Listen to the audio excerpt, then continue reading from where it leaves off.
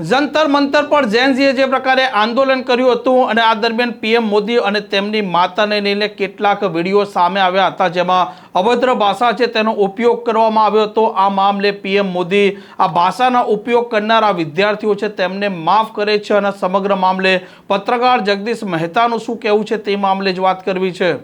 વૈષ્ણવજન તો તેને કહીએ જે પીડ પરાઈ જાનાને રે. નમસ્કાર, આપ જોઈ રહ્યા છો નવજીવન ન્યૂઝ અને હું છું આપણી સાથે તોફિક ગાંચી. પીએમ મોદી એક રીલ્સ બનાવે છે અને તે કહે છે કે દિલ્હીના જંતર મંતર પર જે પ્રકારે ઝેનઝીએ આંદોલન કર્યું હતું અને આંદોલન દરમિયાન અનેક એવી રીલ્સો અને વિડીયો સામે આવ્યા હતા, જેમાં તેમના અને તેમની માતાને લઈને અભદ્ર ભાષા છે તેનો ઉપયોગ કરવામાં આવ્યો હતો. જોકે તેમણે કહ્યું હતું કે આ સમગ્ર મામલે તે આ વિદ્યાર્થીઓ છે તેમને માફ કરે છે, તે દિશા ભટક્યા છે અને તેઓને એક સાચી દિશા બતાવવાની જવાબદારી પણ સૌ કોઈ સમાજના લોકોની છે. અને સમગ્ર મામલે પત્રકાર જગદીશ મહેતાનું શું માનવું છે તે જ સાંભળીએ. વડાપ્રધાને આ વિડીયો બહાર પાડીને પોતે કેવળ વડાપ્રધાન નહીં પણ સરકાર માય બાપ નામનો ગામડામાં જે શબ્દ પ્રયોજાય છે એનો સાક્ષાત્કાર કર્યો. એક વડીલ કેવા હોય, ઘરનો મોભી કેવો હોય, એક પરિપક્વ નેતા કેવા હોય. અને સંસ્કૃતમાં સુભાષિત છે, ક્ષમા વિરસ્ય ભૂષણમ. નબળા લોકોની ક્ષમાનું શું આવે? તો હમણાં બિચારા કઈ કરી શકવાના ન હોય. ક્ષમા વિરસ્ય ભૂષણમ. જે વીર છે એ ક્ષમા બક્ષે તો ક્ષમાની કિંમત છે. નરેન્દ્ર મોદીની અત્યારની જે આ ક્ષમા યાચના અથવા તો એ ક્ષમા એને આપી એની વેલ્યુ એટલા માટે છે કે આમ તો એ અત્યારે શીર્ષ સ્થાને છે ને સત્તાના. ધારે તો બધું કરી શકે કે નહીં. અને એને ક્યાં રૂબરૂ કેવા જવાની જરૂર છે? તો મેકેનિઝમ હોય ને, બધું ઈશારો કરે તો શું ન થાય.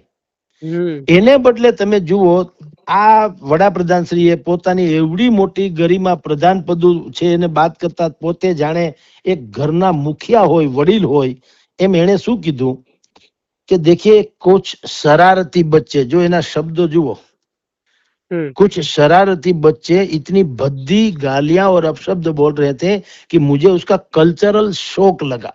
જુઓ, આમાં છે ને ખ્યાલ આવી જાય તમારી જાણ ખાતર. અમુકના બોલ ઉપરથી તોલ, કોનું જેનેટિક સાયન્સ ક્યાં છે ને એ પણ ખબર પડે. કેટલાક લોકો મંડે ભહવા કૂતરાની જેમ. હું કામ? દલીલો ખૂટી જાય ને, દલીલ તો હોય તો નહીં, એકાદ બે ઉછીની બાના લઈને આવ્યા પછી બધું ખૂટી જાય એટલે મંડે ભહવા. અને અમુક લોકો એ જેનેટિક સાયન્સ વાળા, એને એ સમત દરિયા જેવું હોય. તમામ નદીમાં ભળે ને તો દરિયા કોઈ છલકાય નહીં. બિલકુલ. દુનિયાભરની વિપદાઓ આવે તો પણ જે ચલિત ન થાય, એમાં ધ્રુજી ન જાય, હચમચી ન જાય, એવા લોકો જ નેતૃત્વ કરવાને કાબેલ હોય છે. બરાબર. સંસ્કૃતમાં ગીતાજીમાં અમારે અર્જુનને ભગવાન કૃષ્ણ પણ ઈ જ કે છે કે કળિયુગ આવશે એમાં તમારી સામે હશે. આમાં ઈ જ છે ને, આપણા જ સામા છે ને અત્યારે. તો કૃષ્ણ ભગવાને કીધું તમારા જ તમારી સામે હશે. જેમ અત્યારે પણ અહીંયા મહાભારતના યુદ્ધમાં આપણા કાકા મોટા બાપના સામે છે ને, તો કે હા કળિયુગમાં આમ જ થશે. તો પણ જીતવું હોય તો કોણ જીતશે ખબર છે? એને કીધું કે સ્થિત પ્રજ્ઞસ્ય કા ભાષા સમાધિસ્ય કેશવ સ્થિતિ કિમ પ્રભાસિત કિમાસિત પ્રજત કિમ. જેની બુદ્ધિ સ્થિર હશે, જે કોઈ પણ સંજોગોમાં હચમચી ન જાય, એ જીતી જાય. બરાબર. તો નરેન્દ્ર મોદીએ એનો પરચો આપ્યો કે એને એમ ન કીધું કે આ છોકરાઓને સામે એફઆરઆઈ કરો, તોડી નાખો, મારી નાખો, આમ છે તેમ છે. કાંઈ એવું કાંઈ નહીં. એક વડીલને છાજે એમ કીધું કે અગર દાંતની વચાળે જીભ રહે છે અને જીભ ક્યારેક દાંતમાં કચરાઈ જાય તો આપણે દાંત તોડી નાખતા નથી. બરાબર. આપણે જીભને સાચવીએ. એમ આ બાળકો જે છે ભલે ગમે તેમ છે પણ એ બચપન છે એનામાં, એટલે નાદાન છે. બચપના શબ્દ વાપરો કે બચપના હૈ इसलिए गलतियां होती है. जो એને ગલતિયા કીધું, ભૂલ, अपराध नहीं, गलतियां होती हैं. और પછી આગળ એને કીધું और उनको सुधारने का अवसर भी होना चाहिए. બોલો, બરાબર. ભૂલ બાળક કરે, કઈ વાંધો નહીં, પણ ક્ષમા આપો ને, એને અપનાવી લ્યો. એને આપણે કોર્ટમાં ને એમાં દલીલમાં ને એમાં જાશું ને વધારે ઉલઝાવી નાખશું તો સ્થિતિ બગડશે. બરાબર. એટલે તમે અમારા જ બાળકો છો, એટલે તમે જે કઈ તમે બોલ્યા હો બરાબર નથી. આખા દેશે સાંભળ્યું ને દેશ આખા એની ટીકા કરી, એ બધું આવી ગયું કે એમ. હાલો, મારે સ્પેશિયલી એના માટે તમને ઠપકો આપવાની જરૂર નથી. બરાબર. હવે તમને અફસોસ થાય એટલે હા પસ્તાવો વિપુલ ઝરણું સ્વર્ગમાંથી ઉતર્યું છે ને પાપી એમાં ડૂબકી દઈને પુણ્યશાળી બને છે. તમને અફસોસ થાય એ પણ કાફી છે. એટલે કીધું કે હું તમને માફ કરી દઉં છું, જાઓ. બરાબર. અને ફેજલજી, હમ, એક તમને કહું, મેં વાત કરી તેમ, હમ, માફ જે ક્ષમા, એની જ ક્ષમાની વેલ્યુ છે જે સક્ષમ હોય છે. બરાબર. ઈસવીસન 630 મક્કા મદીના ઉપર મોહમ્મદ પૈગંબર સાહેબે એક પણ ટીપું લોહીનું વગા વગર ફતહ મેળવી લીધી. ત્યારે મક્કાના કુરેશ કબીલાએ એવું નક્કી કર્યું કે હવે તો મોહમ્મદ સાહેબ ને એના અનુયાયીઓ નક્કી આપણી ઉપર વાર કરશે, કારણ કે આપણે તો વર્ષો સુધી એને તડપાવ્યા છે. બિલકુલ. પણ મોહમ્મદ પૈગંબર સાહેબે શું કીધું? એને માફ કરી દીધા દુશ્મનોને. બોલો. અને એને એમ કીધું કે જેમ મેં લોહીના ટીપું એક પાડ્યા વગર મક્કામાં ફતેહ મેળવી છે, એમ તમારા આંસુનું એક ટીપું પાડ્યા વગર હું તમને માફ કરી દઉં છું. તમે વેલકમ, મારા થઈ જાઓ. આ મહાન માણસો જે અમથા ઇતિહાસ એના નામે દર્જ નથી હોતા. મૌર્ય સમ્રાટ અશોક કાલિંગના યુદ્ધમાં એનો વિજય થયો તો એને કીધું કે આ યુદ્ધ વિજય છે ને એ બરાબર નથી, આપણે ધમ્મ વિજય જોઈએ. ધમ્મ એટલે ધર્મ. ઓકે. ધર્મ અને કરુણાનો એની ઉપર આપણે વિજય પ્રાપ્ત કરવાનો છે. યુદ્ધ ઉપર ને યુદ્ધમાં તો હું અમસ્તો જીતવાનો છું. બરાબર. પણ ધર્મ આધારિત યુદ્ધ અને પાછું કરુણા, ઈ બે હોવી જોઈએ. એટલે એને કીધું કે મારે આ ભલે હું જીતું હું, મારે આજ પછી કરુણાને મારે ધારણ કરવી છે, એટલે શસ્ત્રોનો આજીવન ત્યાગ કરું છું. બરાબર. બધી સક્ષમતા હોવા છતાં એને શસ્ત્રોનો ત્યાગ કર્યો. અને ભારત ખંડ ત્યારે અખંડ હતું. ભારત ખંડમાં અહિંસાનો સંદેશ ફેલાય એટલે એને અશોકના શિલાલેખો ઉપર બધા અહિંસાના સંદેશાઓ કોતરાવ્યા, જેમાંનો એક શિલાલેખ જુનાગઢમાં છે. બરાબર. ગિરનારની ગોદમાં. ગિરનારમાં, રાઈટ. મહાત્મા ગાંધીએ પણ નથુરામ ગોડસેને ફાંસી આપજો એમ નતું કીધું, માફ કરી દેજો એમ કીધેલું. નેલ્સન માંડેલા દક્ષિણ આફ્રિકાના પ્રથમ અશ્વેત રાષ્ટ્રપતિ, આખી જિંદગી આમ જુઓ તો જેલમાં રહ્યા એમ કહો તો ચાલે. એ જયારે રાષ્ટ્રપતિ પદની ચૂંટણી જીત્યા એટલે વિપક્ષોને લાગ્યું કે હવે નક્કી આપણને આ બદલો લેશે. બરાબર. નેલ્સન માંડેલાએ બદલોને તો ઉલટાનું ટ્રુથ એન્ડ રિકોન્સિલિયેશન કમિશન એટલે સત્ય અને સમાધાન એનું આયોગ એટલે પંચની રચના કરી અને હવને કીધું આપણે બધા એક જ માવતરના દીકરા છીએ, એમ આગળ વધીએ. જે ઇતિહાસમાં થઈ ગયું. બરાબર. ઈસા મસીહાએ એને ક્રોસ ઉપર લટકાવવામાં ખિલ્લો જડી દીધો, બધા જાણીએ છીએ આપણે. બરાબર, ખિલ્લા. તો એને શું કીધું કે હે પરમ કૃપાળુ પિતા, તમે આને માફ કરજો, કારણ કે ઈ લોકો શું કરે એનું એને ભાન નથી. બરાબર.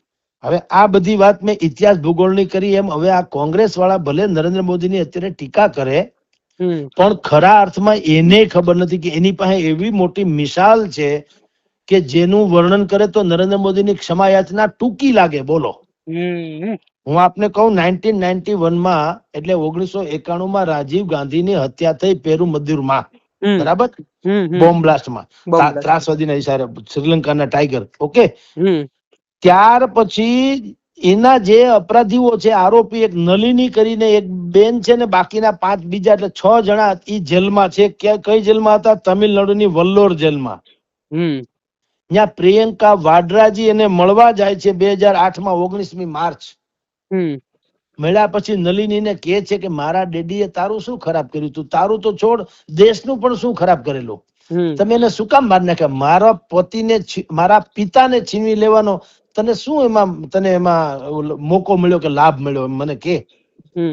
અને નલિની જે હત્યારીણી, આમ તમે જુઓ તો બાય કોર્ટે જેને હત્યારીણી ઠેરવી, એ પણ ચોધાર આંસુએ રડી પડી.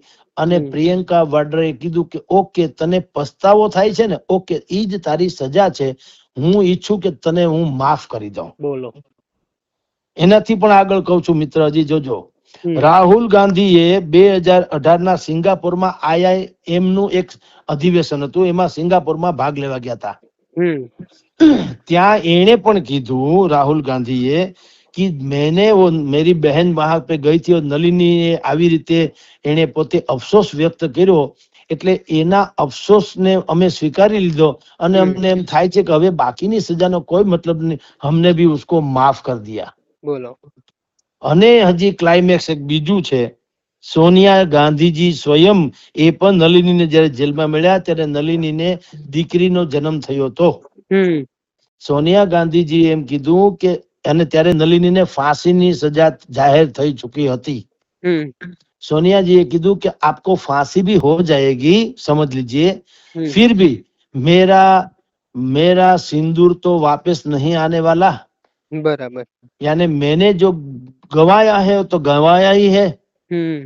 तुमको अगर फांसी, क्योंकि गवाने की पीड़ा क्या होती है वो मैंने महसूस किया है. अगर तुमको फांसी होगी तो तुम्हारी ये जो नन्ही सी बच्ची है वो भी तो सब कुछ गवाएगी ना. बिल्कुल.